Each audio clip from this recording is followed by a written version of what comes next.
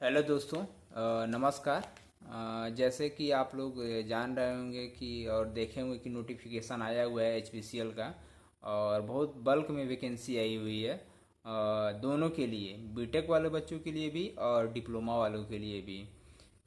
Diploma के लिए तो पिछले साल से वैकेंसी आ रही है, फर्स्ट टाइम इंट्रोड्यूस हुआ था as a junior executive officer. और इस साल भी वैकेंसी आई हुई है, और बीटेक वालों के लिए तो 2021 से आ रही है। तो इसका पैटर्न क्या होता है, कैसे स्ट्रेटजी क्या अपनाएं कि हम बहुत कम समय में अच्छे मार्क्स गेन कर सके ताकि एग्ज़ाम क्रैक हो सके। तो सबसे पहले इसमें हम जान लेते हैं कि वैकेंसी कितनी आई है। तो मैकेनिकल की इसमें जेईयू की वैकेंसी 207 है, इलेक्ट्रिकल की 117 है, और इसी तरह के केमिकल की 27 है, और सिविल की 19 है। ये डिप्लोमा वाले बच्चों के लिए है। ये बहुत अच्छी अपॉर्चुनिटी है जो नए बिगनर्स बच्चे हैं और जो जिनका अभी सिलेक्शन नहीं हो पाया है, पुराने भी बच्चे, उनके लिए भी बहुत। हालांकि इसमें एज लिमिट लगी हुई है, 25 ईयर्स मैक्सिमम है, तो थोड़ा सा नए बच्चों के लिए ठीक है, बहुत ज़्यादा कंपटीशन नहीं है। और सेम ऐसे ही बीटेक वालों के लिए भी है। इसमें भी आपका मैकेनिकल इंजीनियर में 72 पोस्ट आए हुए हैं, इलेक्ट्रिकल में 37 है, सिविल में 17 है, और केमिकल में 15 है। देखो, दोनों का अगर पैटर्न की बात करें और सिलेबस का, तो सिलेबस सेम है, लेकिन ये एक लेवल बढ़ जाता है बीटेक का। और डिप्लोमा का थोड़ा जेई लेवल का रहता है, तो थोड़ा सा सिलेबस ठीक ही रहता है, ज़्यादा हार्ड नहीं रहता है। तो पैटर्न की बात करें तो 170 क्वेश्चन आते हैं हमारे, दो पार्ट में डिवाइड होते हैं। 85 मार्क्स के हमारे होते हैं नॉन टेक, और 85 मार्क के होते हैं टेक। तो 85 मार्क के जो नॉन टेक होते हैं उसमें भी तीन पार्ट्स होते हैं, जिसमें से 17 मार्क्स, जो 17 मार्क्स होते हैं, ये वो इंग्लिश के होते हैं। और 35 और 35 मैथ रीजनिंग के होते हैं। ये दोनों में भी होते हैं, बीटेक में भी और डिप्लोमा की जो पोस्ट आई हुई है जो जेयू में, दोनों के लिए। और ये सब सभी ब्रांचों के लिए होती हैं। बस ये, और टेक्निकल होता है, टेक्निकल 85 मार्क का होता है, तो वो अपने अपने डोमेन में होता है। मैकेनिकल का अलग, इलेक्ट्रिकल का अलग, और केमिकल का अलग, और सिविल का अलग। बाकी जो नॉन टेक है वो लगभग सबका सेम ही रहता है, सेम पैटर्न रहता है। तो अब क्या करना है कि टाइम बहुत कम दिया हुआ है। जैसे कि आप लोग नोटिफिकेशन देखे होंगे तो उसमें दिया होगा कि आपका 3 मई तक आपका सीबीटी दे करा लेगा। और ये एचपीसीएल का देता है, जो टाइम दे दिया वो करा भी लेता है, बहुत ज़्यादा डिले नहीं करता है ये। पिछले टाइम थोड़ा सा डिले कर दिया था, मार्च में दिया था और मई में ले लिया था। बट बाकी और भी नोटिफिकेशन आया वो टाइमली करा लेता है। तो बहुत ज़्यादा हम लोग को समय कम है, और अच्छे स्ट्रेटजी के साथ हमको कवर करना पड़ेगा, नहीं तो फिर निकलना मुश्किल हो जाएगा। तो स्ट्रेटजी क्या होती है, कैसे मैंने अपनाया था, मैंने 2 बार क्रैक किया हुआ है। तो इसमें देखो यार, इंग्लिश के लिए क्या है कि इंग्लिश बहुत बेसिक पढ़ना है, बहुत ज़्यादा कुछ नहीं करना है।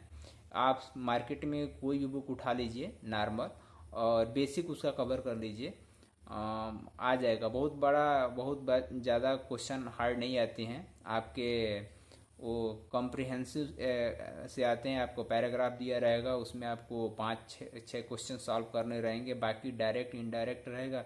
और कुछ ये प्रोनाउन से आते हैं, ये क्वेश्चन रहते हैं, बहुत ज़्यादा क्वेश्चन डीप में नहीं आता है। और ये कर लेंगे तो आपका इंग्लिश में अच्छे खासे मार्क्स आप गेन कर सकते हैं। बाकी रहा रीजनिंग का, तो रीजनिंग के लगभग हर बच्चे, जो पुराने बच्चे हैं वो तो पढ़ ही रहे होंगे। आरआरबी जेई आप लोग दिए होंगे, तो आपको अच्छे से आ रहा होगा, आप कर पाओगे।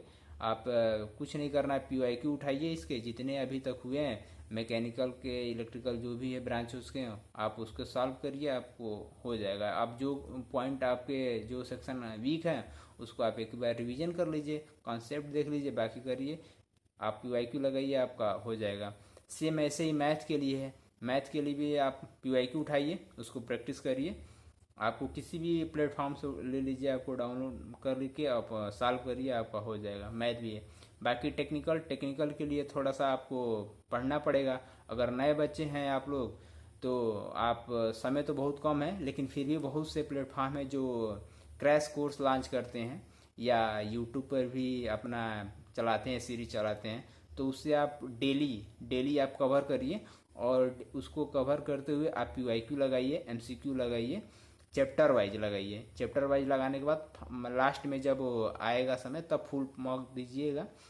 अभी चैप्टर वाइज लगाइए और डेली अपना कॉन्सेप्ट क्लियर करिए, तो आपका टेक्निकल भी क्लियर हो जाएगा।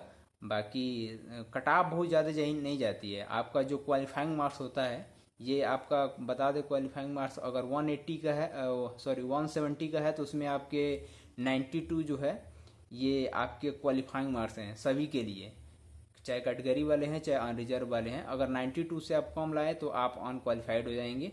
92 मार्क्स आपको मिनिमम लाने ही लाने हैं।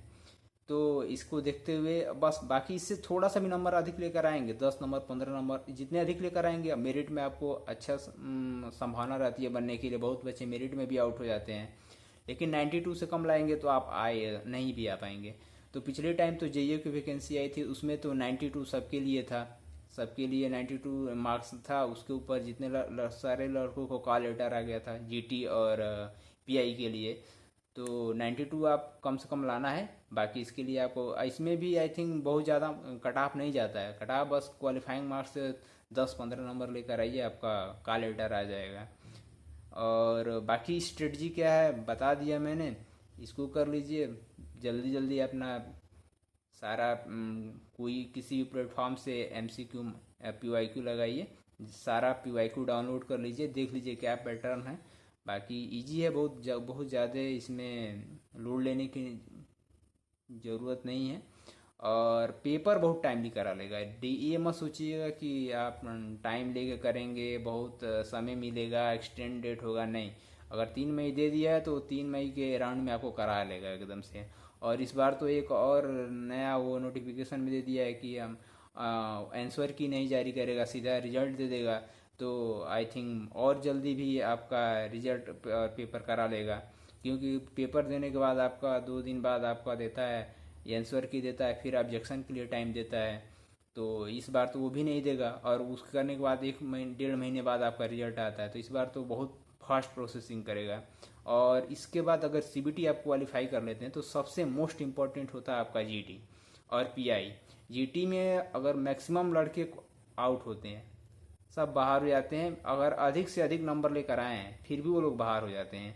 और जो कम नंबर, बस क्वालिफाइंग मार्क्स से कुछ नंबर अधिक लेकर आया है, वो बच्चा भी सिलेक्ट हो जाता है, और हुआ भी है। तो जीटी के लिए खैर बाद में बात करेंगे, वो अलग टॉपिक, अलग से वीडियो बनाएंगे अगर आप लोग कमेंट करेंगे तो। बाकी सीबीटी के लिए आप प्रिपेयर करिए, बहुत बहुत ज़्यादा इसमें टेंशन नहीं लेना है। आराम से आप एक एक चीज़, एक एक सेक्शन करते जाइए, आपका हो जाएगा कवर। और बाकी करिए। All the best. Thank you.